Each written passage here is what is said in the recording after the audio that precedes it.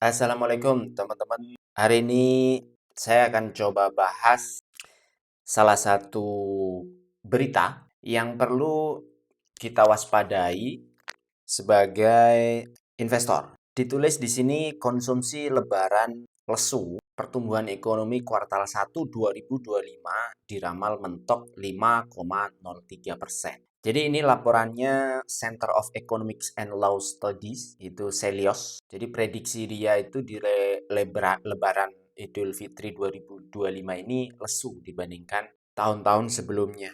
Kata dia, kemungkinannya turun sekitar 16,5% dibandingkan tahun 2024. Nah, kenapa report ini penting untuk kita cermati bagi teman-teman yang pegang saham-saham retail yang tidak banyak ekspor, kemudian yang mengandalkan konsumsi domestik, ini harus diwaspadai karena tanda-tanda ini bisa jadi berakibat atau berefek ke penjualan atau performa perusahaan-perusahaan yang tergantung sama retail. Terus ada momen juga menarik ini ya, indikator pelemahan daya beli masyarakat, menurunnya porsi simpanan per orang mencapai 46,4%.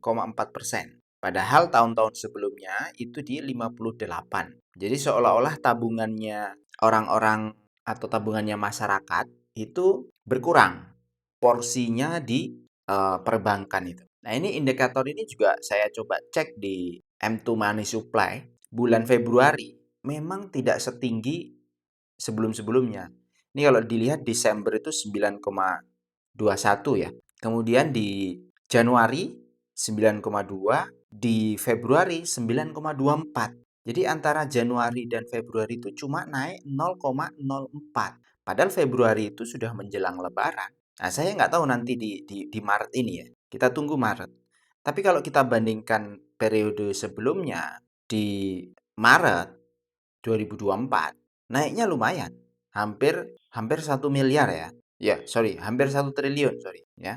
Februari 8,7, Maretnya 8,93 jelang Lebaran. Nah, tanda-tanda ini juga sudah tercermin dari inflasi yang ada anomali di inflasi 2025 Februari kemarin itu deflasi sejak 2020 katanya. Ini kebetulan grafiknya tidak sampai 2020. Jadi kalau lihat ini memang inflasi turun terus dan Februari kemarin itu sempat deflasi ini ya. Nah, ini juga di report terkait dengan indeks penjualan real atau IPR. Itu Februari merosot. Jadi efeknya di pertumbuhan penjualan nih salah satunya Indomaret melambat ya dari 44% pada 2023 menjadi 4% pada 2024.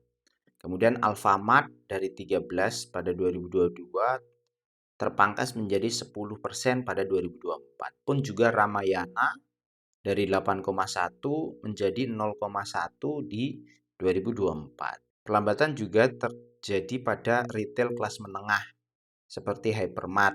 Nah, perlambatan ini yang menandakan bahwa memang daya beli masyarakat itu kemungkinan juga turun. Nah, kalau daya beli masyarakat turun, kelas menengah daya belinya turun, udah pasti di bawahnya atau UMKM atau kelas menengah bawah juga ikutan terdampak. Karena uang yang beredar dari kelas menengah ke kelas bawah itu yang mensuplai ya transfernya itu lewat kelas menengah tadi. Misalnya dengan momen Lebaran ini orang-orang yang biasa kerja di Jakarta mudik ke kampung halamannya, kemudian di sana membelanjakan uang di kampung halaman.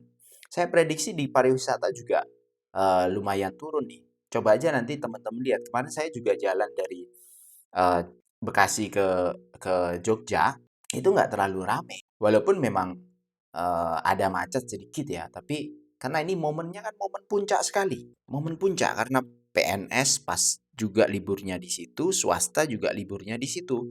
Kalau tahun-tahun sebelumnya itu kan nggak seperti ini. Dia pisah. 1-2 hari itu terpisah antara PNS sama swasta. Sedangkan ini gabung nih. Harusnya kemarin itu momen puncak Lebaran. Tapi kalau dilihat memang nggak terlalu signifikan rame seperti tahun-tahun sebelumnya. Apakah itu hanya perasaan saya saja atau teman-teman juga ngerasain seperti itu? Nah, tolong nanti juga info ya. Jadi ini bahas-bahas ringan-ringan supaya kita juga paham situasi secara global di area-area kita atau kalau yang nggak berdampak ini ada loh hal-hal seperti ini gitu. Ini menambah pengetahuan kita dan menambah bagaimana kita itu harus bertindak di pasar modal. Jadi kalau sekarang sebenarnya kalau dengan posisi saat ini yang pegang cash itu yang paling diuntungkan. Dan yang paling harus kita ingat ya teman-teman, IHSG posisinya saat ini ya saya nggak tahu, menurut saya ini belum aman. Karena kemarin pas waktu titik terendahnya di 6.000 berapa ini? 200 ya. Kemudian pullback sedikit malah bikin new low gitu. Bikin new low kemudian asing masuk 3 hari, tapi masuknya itu volumenya belum signifikan dalam 3 hari. Ya kecil ini, kecil. Nah, pergerakan ini tuh hampir mirip-mirip dengan pergerakan-pergerakan sebelumnya. Jadi kita mesti waspada dan tetap harus hati-hati dalam pilihan pilihan saham ya. Pilihan perusahaan yang akan kita beli, kita harus hati-hati. Harus kita konfirmasi banyak hal dalam memutuskan pembelian sahamnya. Mungkin nggak cuma lihat dari laporan keuangan, nggak cuma lihat dari money flow-nya, nggak cuma lihat dari sisi teknikalnya saja. Ada hal-hal tertentu yang harus kita konfirmasi. Kalau menurut saya juga salah satu yang terpenting itu adalah manajemennya ya.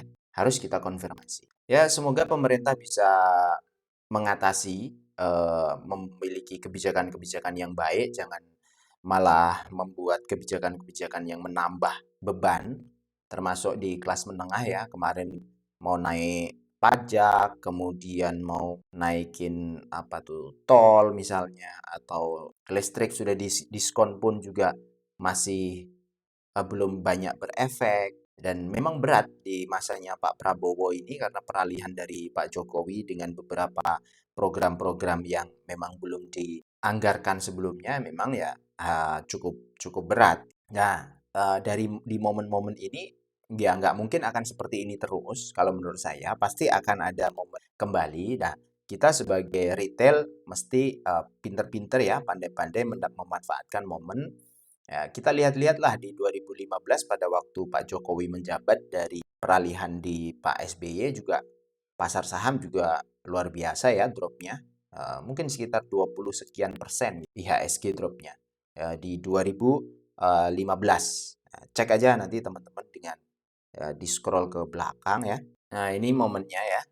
Dari puncak tertinggi di bulan April 2015 sampai titik terendah di bulan September 2015 itu turun IHSG 27%. Ini momen-momen juga pergantian eh, kepemimpinan kalau kalau seingat saya ya. Baru setelah itu naik lagi. Ya, kita ingat sejarah biasanya juga berulang. Pola transaksi juga berulang. Momen-momen juga berulang. Semoga kita bisa memanfaatkan dengan baik momen-momen yang ada eh, bisa mendulang kita menjadi retail yang mendapatkan cuan. Itu aja untuk hari ini. Tetap sehat ya, tetap semangat. Semoga bermanfaat. Sampai ketemu lagi di video berikutnya. Wassalamualaikum warahmatullahi wabarakatuh.